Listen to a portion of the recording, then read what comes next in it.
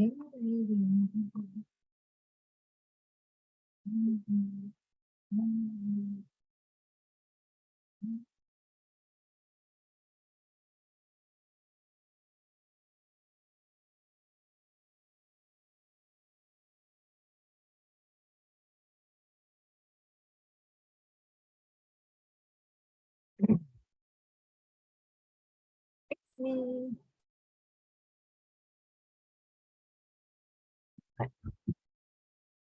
Waiting a couple minutes. See who comes to say hi.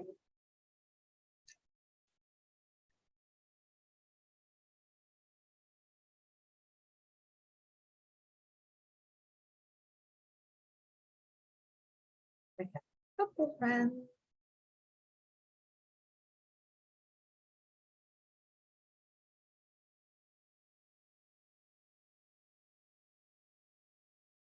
Hello, it's me, Paula.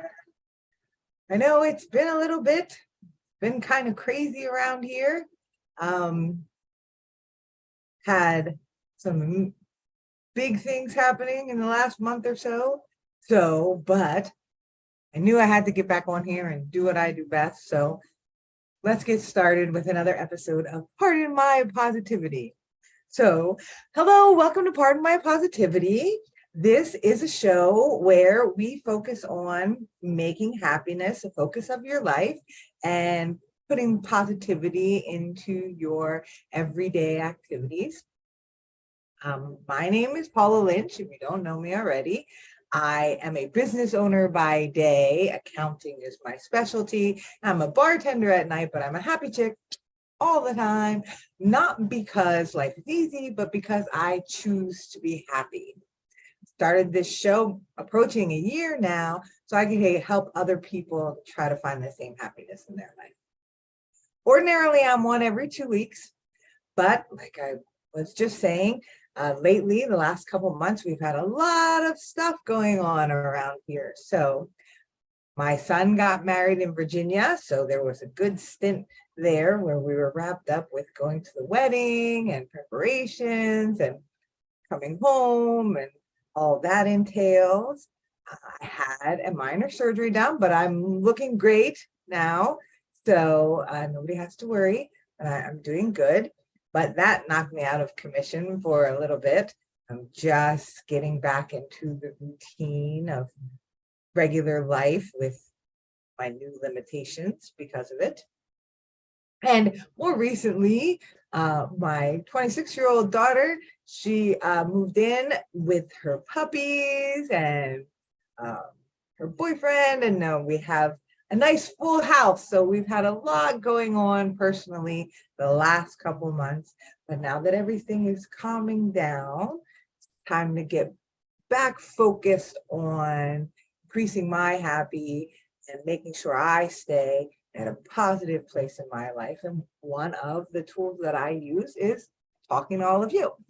So more recently, I went away for the weekend up to the cabin, and I was talking to a friend, and they were telling me that they read my posts every day on Facebook, and they really want to be more positive, and they try to do it every day, but sometimes it's really hard, and they just can't do it. So I decided I was going to take the page on Facebook back to the basics and start talking about the little tips and tricks that you can do to really boost your happy that take very little effort or very easily become routine. So because we went back to basics today, I'm still on all 3 live streams. So you can watch me on Facebook, you can watch me on my personal page, Paula Lynch on Facebook, or you can watch me on the Pardon My Positivity page on Facebook.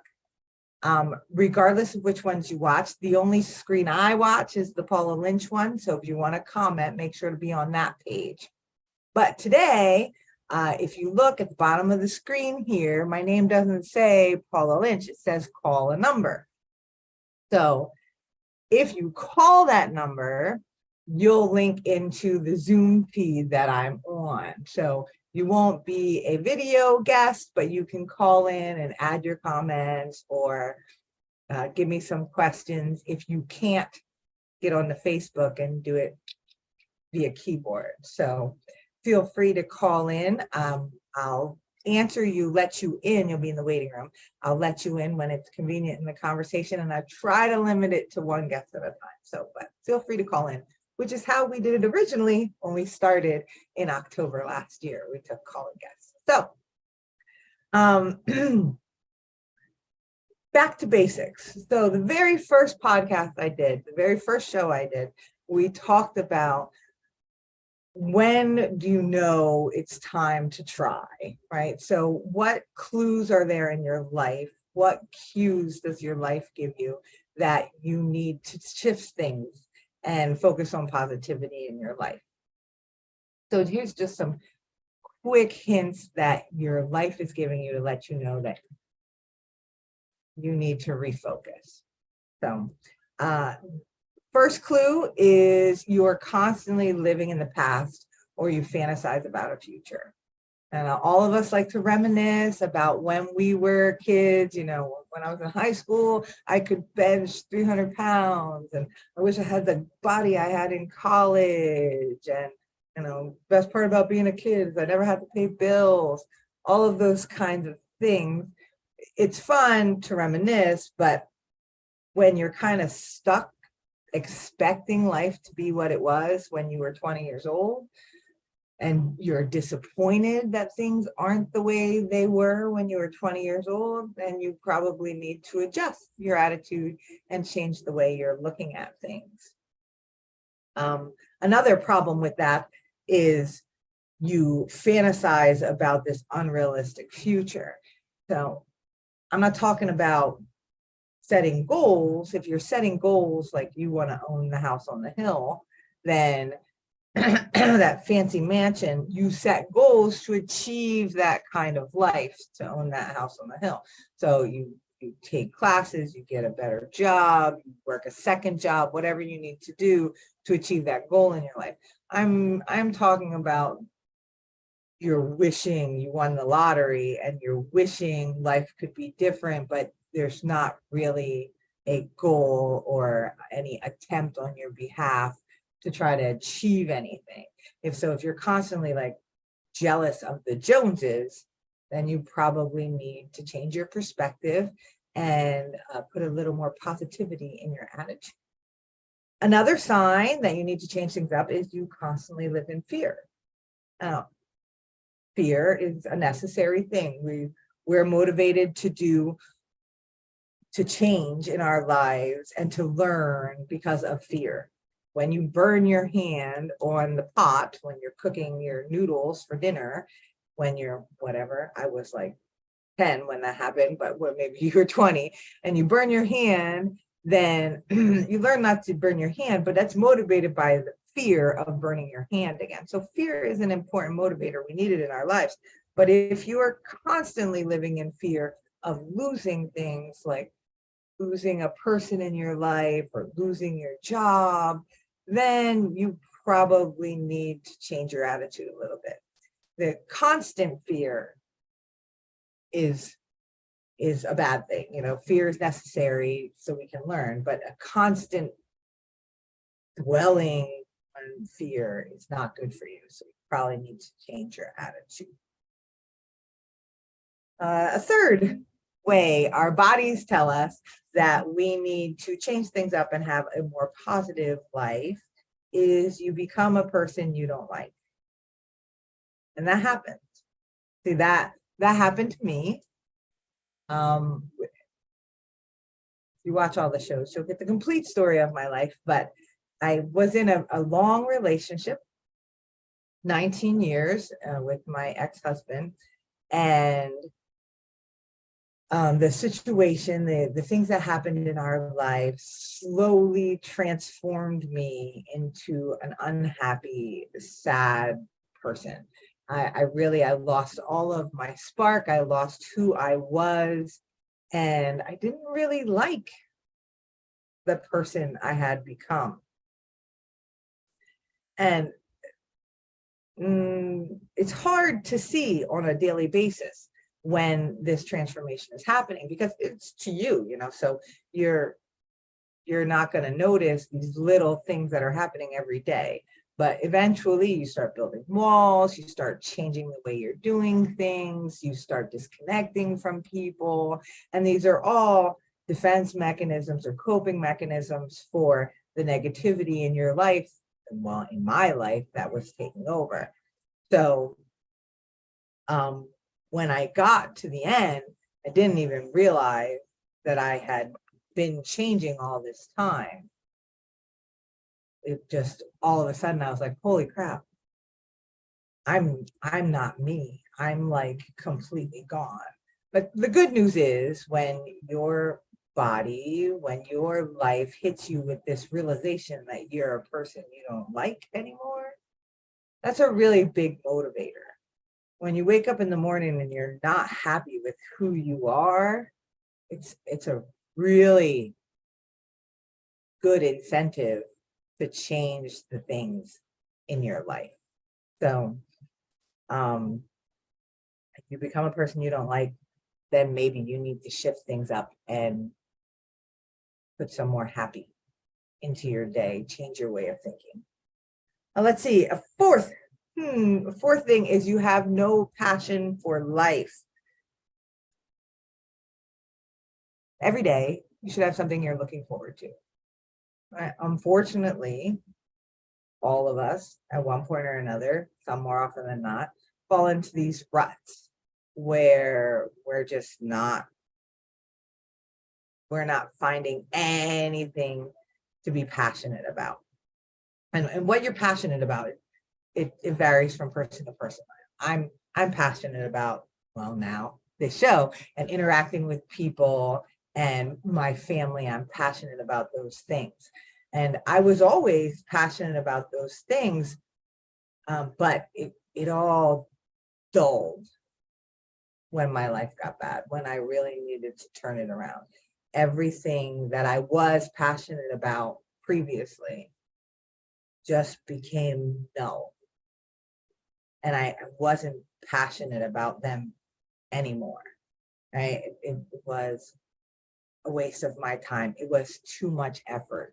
It was a burden to me to go out and do those things that I always loved, because the spark was gone, because my attitude and my negativity was just so heavy that I didn't find the joy in the things that I was passionate about. One of the biggest things, I should rewind for a sec. My husband left the year of COVID. So, because kind of a double whammy that year. Prior to that, I was very much involved with the community.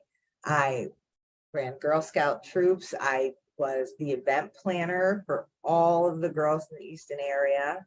I was the coordinator for the Relay for Life for the American Cancer Society. So I was very much a social butterfly. I was out and about. I was even hosting trivia nights on Tuesdays to get a little more social interaction with people. So I was always very passionate about that, getting out there into the community. So when COVID hit, and they locked us in our houses for 2 weeks. You couldn't even go to the grocery store for 2 weeks. And then 2 weeks became 6 weeks, and 8 months went by, and we still weren't back to our regular lives. And I still had to stay 6 feet away from all the people that I cared about. That really dragged me down. So COVID was 2020. And by the end of 2020, I was really not doing well emotionally. And I struggled for another year, learning to live without my husband, learning to function in this new post-COVID world where, do you wear a mask? Do you not wear a mask? Who's got a vaccine? Who doesn't have a vaccine? We're all hating each other for everything. And spent another year trying to function the way I always did in this new world. And when I got to January of 2022, I was at one of the lowest points in my life. It was at that point that I realized I had to change something or I wasn't going to make it through. So that's when I started the page and everything.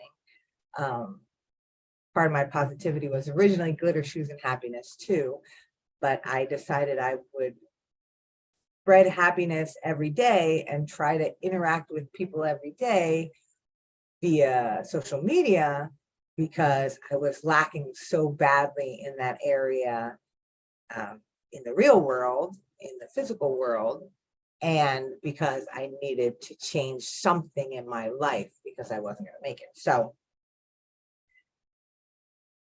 the things that you're passionate about, that's a sure sign that you can't connect with them anymore and you don't find joy in them anymore. You need to switch things up. Before I go to number 5, we have a comment from Tim Cunningham on Facebook here. And he says, I lost my parents 2 years ago. My dad and I just shut down with everything. I go to work, come home, and shut down. See, and that's one of the signs that, well, of course, you're mourning. So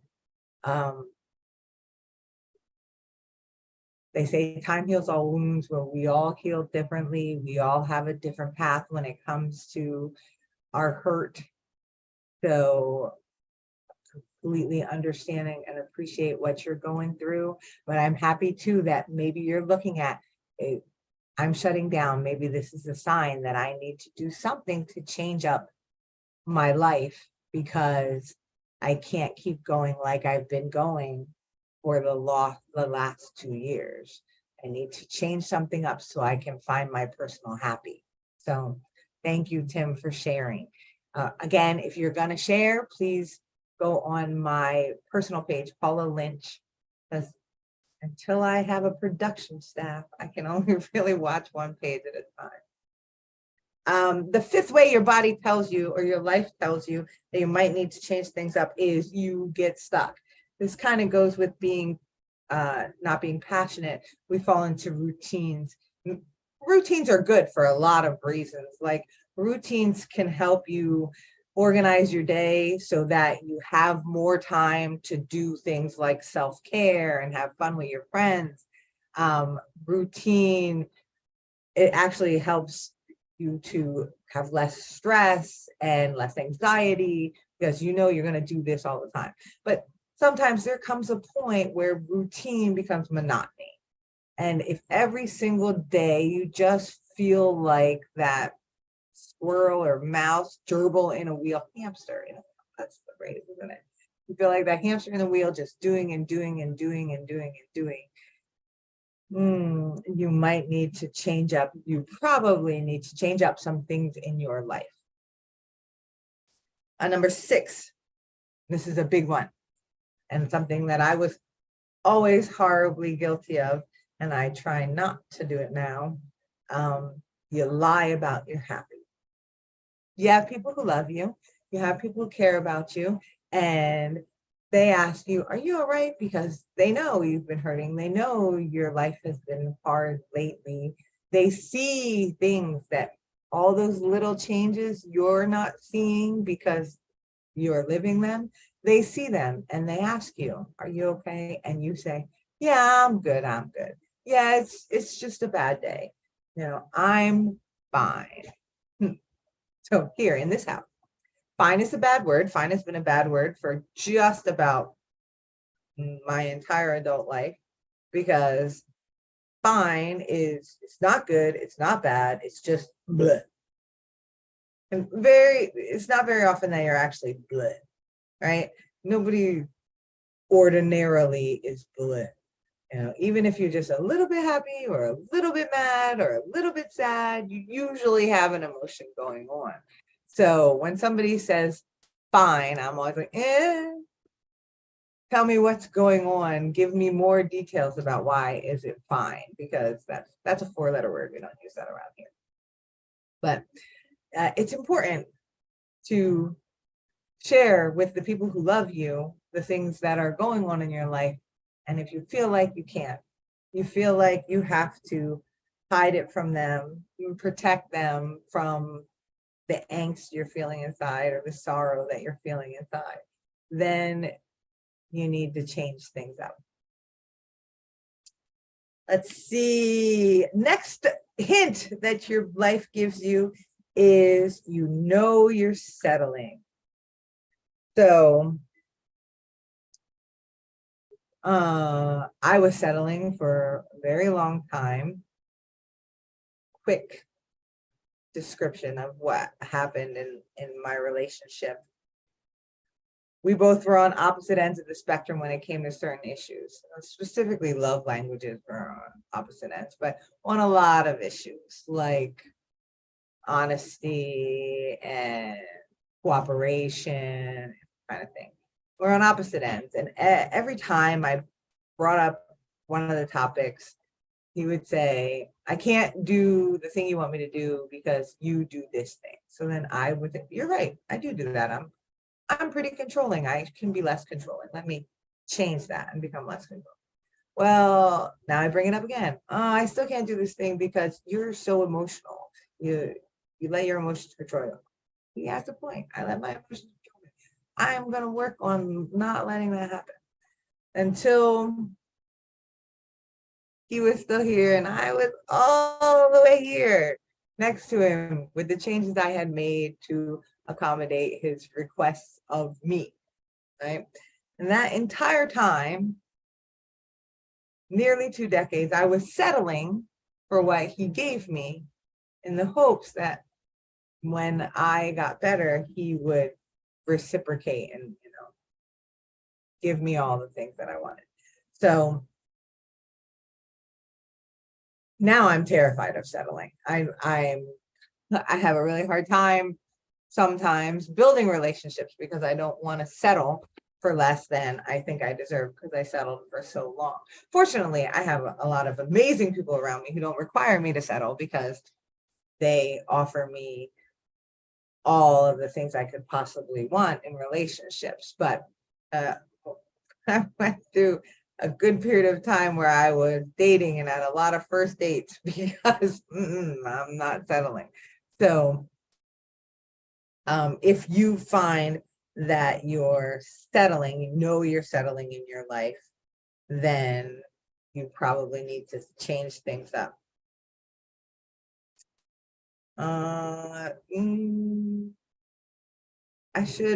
going to throw in real quick right here that for the sake of the show, and because of what I focus on in my posts and daily life, I keep referring to all these changes as changes in your happiness and changes into your level of positivity.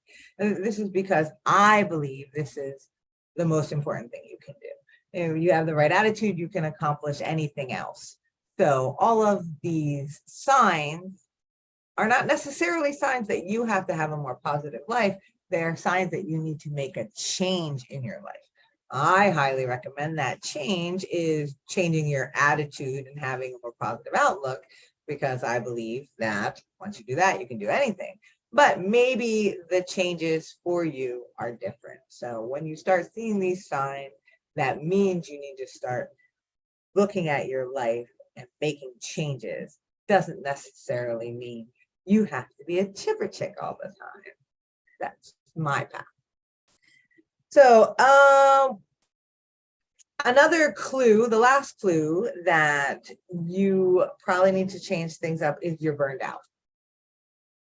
And this is usually the top two when we realize something is wrong is we don't like the person we are, because once we accept that has happened, it's like, whoa, where did that come from? This is not acceptable.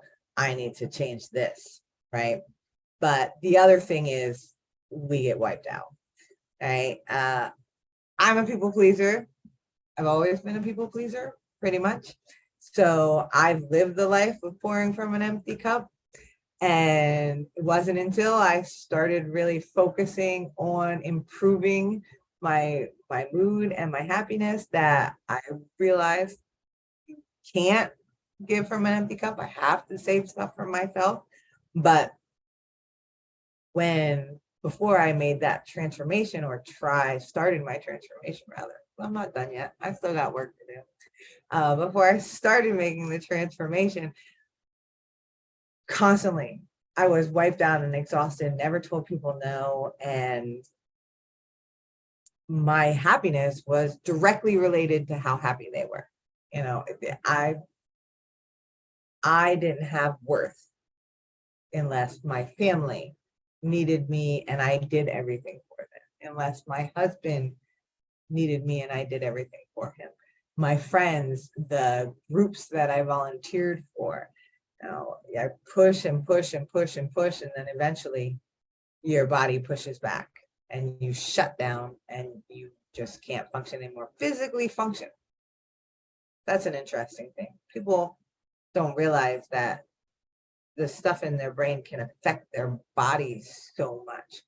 We really try to separate the two. It's our own little division of church and state in our bodies. And we don't want to recognize that our emotions could actually make us physically sick or cause us to physically shut down. But your mental state, your emotional state can wreak havoc with all the parts of your body, from your heart to your wrists. So when you're feeling like you're run down, shutting down, it's a sign you got to change something. So that's the first half of the show. The first half of the show, we're focusing on signs that you need to change. Because I saw a couple people that normally watch. I'm sure people are wondering, where am I? Because usually, well, I had a backdrop for a while, and then I had my office, which is the room next door, where I did the shows from there. Once or twice I've done them from the kitchen, I've done them from outside, but this is a new spot. This is my closet. So for those of you who always got to comment on my shoes, there they all are. Yes, there's close to 200 pairs, but that's part of my happy story. So with all of the changes that have happened in the last couple months, today I'm up here in the closet doing the show because it's nice and quiet and comfortable, and it's just way too hot outside to do a show out there lately. So again, if you have any comments or questions and you want to participate, make sure to message or comment on my personal Facebook page, or you can call the number, which is right at the bottom of the screen here, and then it'll pop you into my Zoom so I can let you in over there. Make sure nobody's there. I'm peeking down. Oh, thought somebody was talking to me in the chat, and it's actually my sister talking to someone else. So we'll move on to part 2 of today's program, and that's actual tips on improving your happy. When I started this journey about 1.5 years ago, where I decided I needed to change things because I just wasn't going to make it, the first thing I did was research. Looking into how I can change my life every day. Because I know, we all know, when it comes to things like losing weight or having better heart health or improving your nails or your hair strength, we all know you have to do little things every single day. And we never have a problem with the fact that if I want to lose 100 pounds, then every day I got to eat this kind of breakfast and have this kind of lunch and get this much exercise, right? So we accept that when we want to change ourselves physically. We accept that we have daily tasks that we'll have to do to accomplish the goal. But when it comes to our mental health, all too often, we want a quick fix. We don't want to make changes every day that can improve our lives when it comes to our mental state. So that was the first thing I recognized when I started my new journey, was that this is not going to be a quick fix. I'm not going to open up the internet and find a magic pill or find a special tea that I can drink that's going to fix my life. And long before my husband, I had problems with depression and feeling accepted and self-worth. I had a lot of problems. Even as a child, I had those problems. And I never learned all those little things that can help me on a daily basis. So as I started researching and learning the different ways I can improve my life, I've compiled a couple of them so they can help other people to try to make those little changes. So little changes add up to big change. Now, before I even start the list, I want to say that these are the things that helped me, right? So these are my suggestions that help you. There are other things that you can do. There are other tricks and tips that you can implement, because we're all different. What works for me might not work for you. Maybe I give you 8 of them and 6 of them are great, but one of them you're like, I am never doing that. That doesn't suit my personality. Great. You do you, you be you, put together a plan that works for you. When we're losing weight, this lady over here, she loves to run and she's going to run 5 miles a day, and I'm not running unless there's an axe murderer behind me. So that plan's not going to work as good for me. I'm going to cut out carbs and simple carbs and focus on protein and do some more cardio like a Zumba class when I'm running 5 miles every day. The similar outcome, different tricks to get there. So these are just a guideline. Find your own tricks, but this should help you get started. Real quick, I have a comment from Tommy. Hi, Tommy. I miss you so much. He says, hi, honey, doing a great job. Keep it going. And thank you so much. Encouragement from people like you is part of the reason why I get back in here all the time, even if I'm in the closet this week. So let's hit some tips and tricks on how you can put just a little bit of happy into your life every day. And the first tip is my favorite tip, and that's to smile. People who see me in real life, they often will say, she's always happy, she's always smiling, she's always chipper. And that's true. That's true most of the time. I'm not always chipper. Just like half an hour ago, I was pretty PO'd. But now I'm feeling better and my smile is back on my face. Now, the trick of smiling was something I knew long before I started this show. I used to teach my Girl Scouts, one of the things in their Girl Scout promise is to make the world a better place. And I used to teach them at 5 years old that the easiest way to make the world a better place is to smile. And that's because smiles are contagious. So when you smile at someone, the natural reaction is for them to smile back. And then they spread the smile to someone else. So you automatically made the world a better place. The truth of the matter is, smiling triggers dopamine. And you need dopamine in your brain. And even if you fake a smile, which I sometimes do, those muscles move. When my dimples show, my brain says, oh, we're happy, and starts spitting out dopamine, right?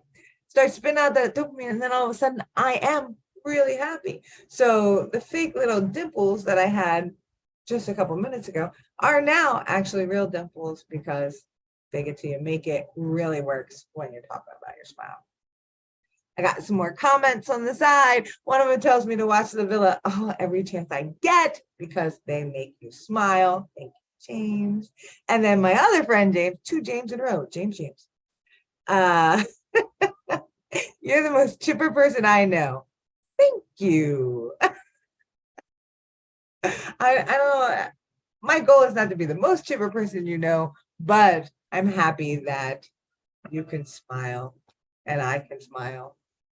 So I'm happy to be a part of your happy story. And next, Wrexham. Let's not turn this into a football chat, gentlemen. But right after Aston Villa, Ryan Reynolds, all the way, every day, makes me smile. That's right. Back to our list. Thank you for your comment. Thank you. Another way to improve your happiness every day is to get some exercise. Exercise reduces stress, it reduces anxiety and depression, and even little things make a difference. So you get out and take a walk for 15 minutes, that actually reduces stress and anxiety and depression. So it's a quick little tip every day to get some exercise. Now, I am not the type of person that likes structured exercise. I hate the gym. I hate treadmills. I don't like any of the equipment there. I don't like that there's 15 people watching me get on and off the thing. But I love exercise in the form of doing things with other people. So, you want to throw together a softball game? I'm there. You want to go for a hike in the woods with me? Absolutely. Let's go for a walk on the bike path down in Palmer Township. I'm all about those things. When I can be interacting with other people, especially if it's something like playing with my grandkids or participating in a sport. So that's what works for me. But whatever it is for you, if it's yoga, if it's stretching, if it's walking your dog, get out and get some exercise every single day, and it'll really help you improve your level of positivity. Another one is get plenty of sleep. So used to be I had this down pat, but that was actually before I started my transformation. I pretty much went to bed every day at 10 and got up every day at 5:30. I still get up every day at 5:30. I can't help it. It's a leftover from working the opening shift at McDonald's when I was a kid. But almost a year and a half ago, I started working nights as a bartender. And so you can't go to bed at 10 o'clock when you're still pouring cocktails and tapping Miller Lights. So that threw off my sleep schedule some. So it's very important that you get the right amount of sleep. You're supposed to get 7 hours of sleep. It reduces depression. It helps with heart disease and diabetes. And it's best to get those 7 hours together, but if you can't, then take naps, which is what happens to me now when I have a couple late nights. I know the next day I'm gonna have to pop out a half hour from my schedule so I can get enough sleep to keep functioning happily. If you're finding that you're not getting enough sleep, there's tips to get better sleep. Try to have a schedule like I to have and try to have on the nights that I'm not bartending. You don't have to have a 10 to 5 schedule. You can have whatever schedule works for you. If you like going to sleep at 7 o'clock at night, hey, no jeopardy for you. But if you stay up until 2 o'clock in the morning, that's fine too. Then you have to sleep until 9 or 10 so that you get enough hours of sleep.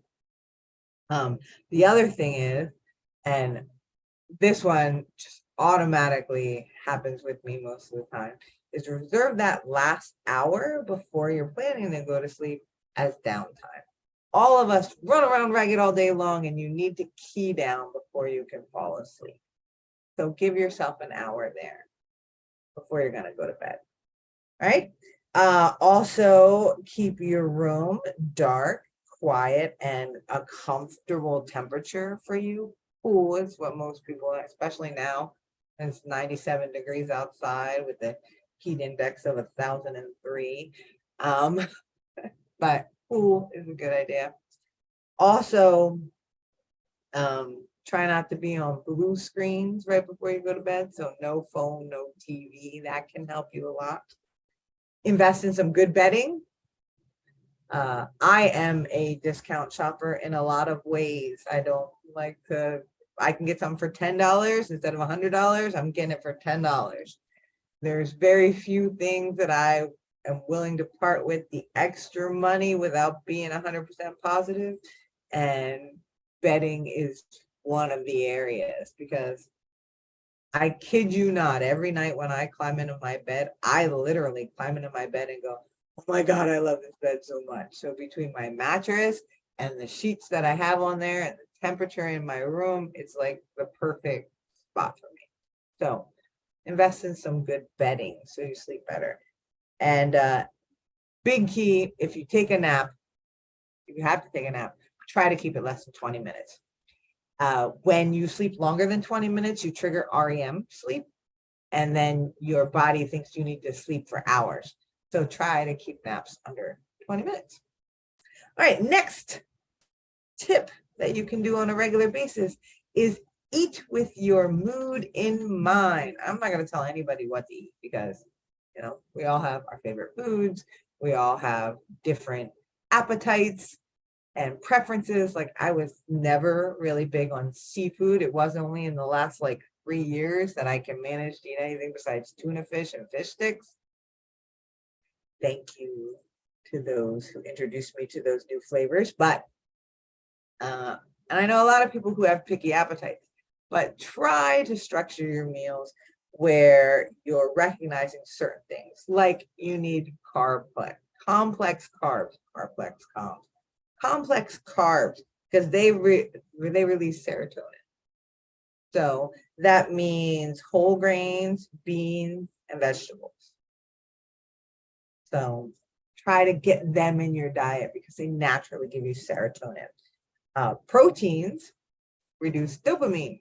Now, those who know me in real life know I pretty much don't eat any simple carbs. They don't agree with me. I don't eat a whole lot of dairy. I basically live off of meat, fruits, and vegetables. So the large amount of protein that I eat contributes to my chipperness, because filling my head with dopamine all the time, because I'm filling my belly with chicken and bacon and pork chops and ribs and things like that. So protein releases dopamine, and that of course comes in poultry, lean meats, and dairy products. Omega-3 fatty acids extend your overall brain health. Keeps everything napping the way it should up there. And that comes from fish. So even I try to get more of that in my diet. And the big thing is, don't skip meals. I was a big culprit of that pretty much my entire life. It still happens to me now. I get so caught up in what I'm doing in a day and I forget to eat. So you don't want to skip meals, because then your body is running on no fuel and you're not releasing any chemicals, and then you get hangry and cranky, and it just, so eat with your mood in mind. So one of the things here, and I'm mentioning this because it was actually an issue with one of my daughters when they were little, and it wasn't an issue because of her mood. It was an issue because she would just crash and be exhausted every day, and she was not getting a lot of exercise and things like that. And I didn't realize it at the time, because I was in my early 20s, that I'm giving her cereal every day for breakfast, because that's what everybody gives their kids every day for breakfast. And those simple carbs weren't feeding her emotionally. They were just giving her a sugar and carb rush, and then she would crash, and she wasn't eating anything that maintained her throughout the entire day. So, you know, when you're eating with your mood in mind, yeah, you love Captain Crunch, but maybe for breakfast you should have a piece of whole grain toast and an egg, maybe a grapefruit or peach or an apple on the side with peanut butter, something like that, so that you're providing dopamine and serotonin to your brain all day or for a long period of time, and save the Captain Crunch for a snack later on when you're already feeling good, but just have a little bit of munching in it. All right, what else? Practice gratitude. This can be a hard one, but my tip is to slot out a time every day where you think about the wonderful things that happened in your life. Pretty much every night before I go to sleep, because I want to have good sleep, I think about what were the good parts of my day. It's funny because this is a game I taught my kids. And I don't remember if my parents taught it to me or not, but for as long as my kids were alive, whenever we went somewhere and did something great, like if it was a holiday or we went on vacation or we took a day trip or there was an event at the school, when it was over, I would say to them, okay, what was your favorite part of the trip? What was your favorite part of the day? And then they would tell me and we would all get to share our stories. And it was a great bonding experience for me and my kids. It's wonderful because I actually hear my kids now thank their kids, what was your favorite part of the trip? And continuing this tradition. What I didn't realize when I was doing that with my children nearly 30 years ago was that I was reinforcing gratitude with them.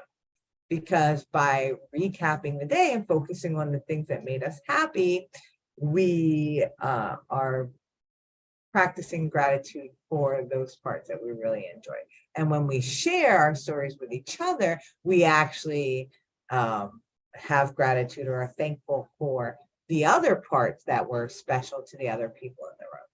So make sure you slot out a little time every day to practice some gratitude. Another quick, easy tip, give a compliment. Give a compliment to yourself. That's great if you can give yourself a compliment. I try to do that every day. Some days it's harder than others. But give a compliment to a stranger, to your spouse, to your kid. Really try to find opportunities within the day to tell somebody something great. Now, all kinds of kindness are self-promoting, like you help yourself by showing kindness to other people. Because when you're kind to other people, they react in kind, they're thankful, they're grateful, and then you feel good, right?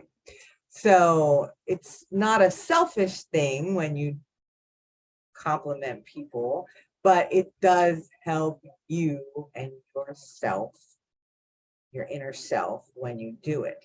So throughout the course of the day, chances are you're finding opportunities to give people compliments. You're just not doing it. You're on the train and you see a lady with great shoes and you think, man, I love those shoes. But instead of telling her you love her shoes, you just keep it to yourself. Or you look across the room and you see your daughter playing there with the dog and it makes your heart go, oh, but you don't say anything. You just go, oh, inside. And really you should say, oh my gosh, I love how great you are with that dog. I'm so proud of you and the person you are. You're given opportunities all day long. You're just often too shy to put it out there. And really, what's the worst thing that can happen if you give somebody a compliment? They don't like it and they go, thanks. Well, but chances are they're gonna appreciate it and smile, and it'll improve their day and it'll improve your day too. Next tip, boom, is breathe deeply.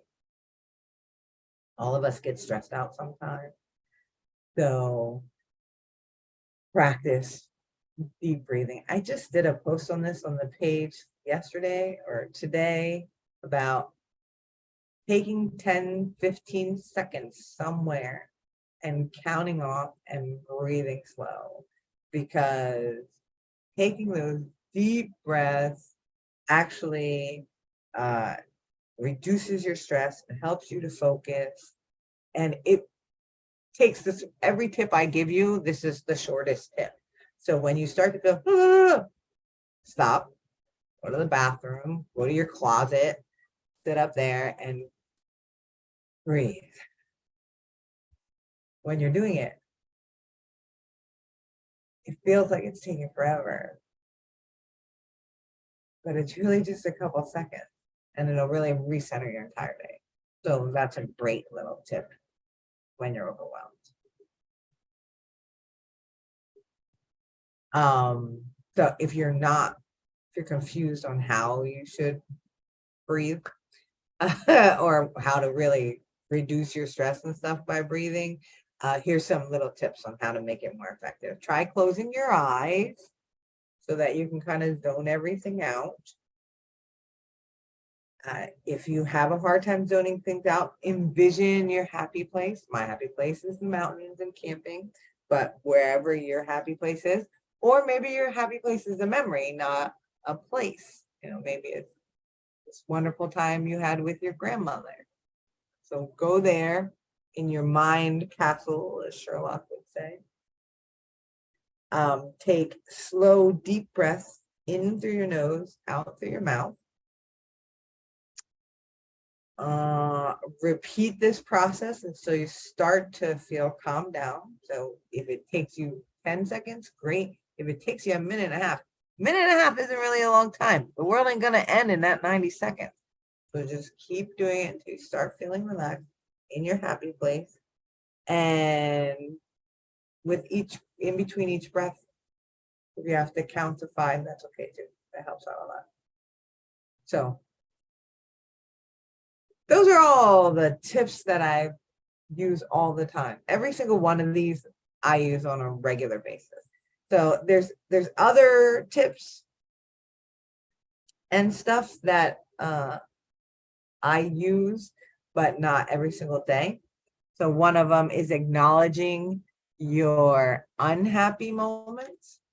I'm real big on, if you follow me, you know this. I'm real big on giving the same amount of attention to my bad days as I do my good days, because your sticky parts are just as important as your happy parts. So you have to recognize when bad things happen and let negative emotions do their job. If your relative dies, you're supposed to be sad and you're supposed to let those emotions do their job. If you don't let them do their job, then they all bunch up and pile up, and it affects your overall happiness. And when you lose your job, you're supposed to be angry because you lost your job. When somebody breaks your trust or does something you ask them not to do, you're supposed to be irritated, but you have to let that emotion do its job. Feel the emotion, deal with the emotion so that you can have the appropriate reactions to the emotion, and then leave that emotion behind and go about your happy little daily way. So acknowledge the unhappy moments in your life and give them the respect that they need. Another good suggestion, and some people do this on a daily basis. I do it on a daily basis, but you don't have to do it on a daily basis. You can do it weekly. You can do it monthly. You can do it whenever the need hits you, is keep a journal. So my journal is my Facebook page. And every day I write to you guys and tell you, this is what I've got going on. This is what happened yesterday. This is what I'm thinking about today. But I also have journals in other places too. So sometimes I journal 3, 4, 5 times in a day, because when the thoughts hit me and I need to work them out, I jot them down in the appropriate area. So when you keep a journal, one, it helps to organize your life. It also helps you to find solutions to problems, because if you're looking through and you're like, oh, wow, that's right, I've had this problem over and over again. I keep having this problem. I need to address this problem. So it helps you to find solutions faster. And if you're writing them down, then you can refer to them later and check things like, how often are you having this negative feeling? How often? What maybe is the trigger that causes this? If you're journaling things, then you can track stuff like, if every time I go to visit my mom, I wind up being upset the next 3 days. Maybe you don't realize that. So you look in your journal and go, wow, every single time I go visit my mom. So it helps you figure those things out. Also, other things, quickly run through these other things, because these are really things that you would definitely not do on a daily basis. Oh, I should mention too, you don't have to keep your journals just writing it down helps you to get through your emotions. So if people have been told by therapists or psychiatrists and stuff, hey, try this exercise, write a letter to somebody and tell them everything you want to say and then burn it. That works too. Like I like to keep mine, refer to them later, figure out stuff with them, but just writing it down on a regular basis can help you sort your life. So if you don't want to keep it or you're worried that somebody else will see it, get rid of it when you're done. Put it through the shredder. Hit the delete button on your computer after you've written it in. Just putting it down well. All right, other things you can do weekly, monthly, every once in a while. Make sure you see friends. You know, they're your friends for a reason. Keep them in your life. You know, make sure they're the right friends, but the ones that uplift you, not the ones who make you feel like dirt. Declutter your life. It's funny for me to say next to my shelf of shoes, but outside of shoes and probably dresses, I don't have a whole lot of clutter in my life. I'm an anti-hoarder. So declutter your life can help you a lot in finding a happier space. Plan out your week every week. Being organized really helps us to keep things going easy in our brains. Unplug, yes, that means don't watch YouTube and Facebook. That means put your phone away. And maybe it's just during that hour for dinner. Maybe you take a weekend once a month and just don't look at your phone, but unplug every once in a while and live in the real world. Let the internet world, cyber world go along its way without you for a little bit. It can really help you. Get into nature. I love that one, of course. Being in nature automatically helps us to reduce stress and feel like we're connected with this world around us. Meditate. That can help you too. I'm not a big meditator. I'm a big reflector, but not a meditator. But lots of people are helped through meditation. Practice your self-care rituals, whatever they may be. I like mani-pedis and loud music and hanging out with my friends. So those are all forms of self-care. So figure out what your self-care is and practice it. And my last suggestion, if you need it, seek therapy. We've come a long way as a society when it comes to therapy. I'm very proud of that with us, but there still is a lot of stigma around needing help outside of yourself. And there is no shame in reaching out and having someone to talk to. You know, sometimes in our lives, we're dealing with something that we just are not comfortable sharing with our loved ones or with the world.